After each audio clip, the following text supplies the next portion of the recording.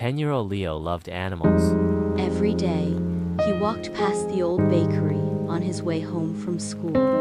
A scrawny, flea-bitten dog, perpetually limping, lay near the overflowing dumpster. He'd seen it for weeks, its ribs showing, its eyes dull with hunger.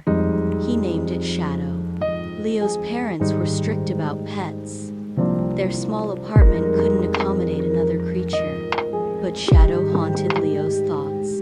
He started leaving scraps from his lunch, a crust of bread, a few carrot sticks, anything he could spare.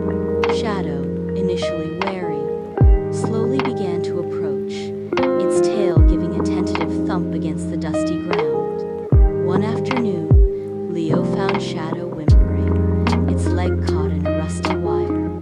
He carefully, gently worked at the wire, his small hands trembling. It took a long time, but finally, the wire came loose. Shadow licked Leo's hand, a gesture of gratitude. Leo knew he couldn't just leave Shadow to fend for itself.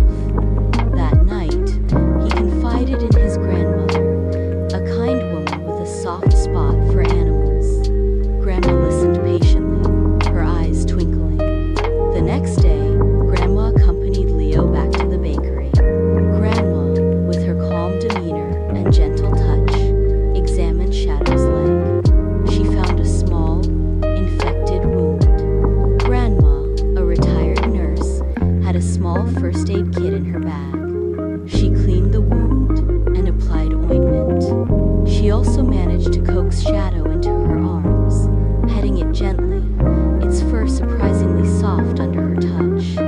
It was clear Shadow needed more than just food and bandages. Grandma, with her persuasive words, convinced Leo's parents that Shadow needed a temporary home.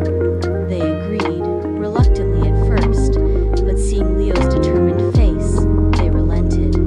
They agreed to a trial period. Shadow, initially shy in the warm, clean apartment, slowly adapted, his eyes regaining their sparkle. He became a part of the family, a loyal companion to Leo.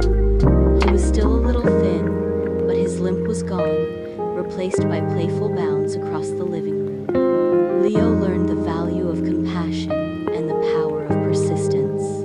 He learned that even the smallest act of kindness could change a life, his and Shadow's.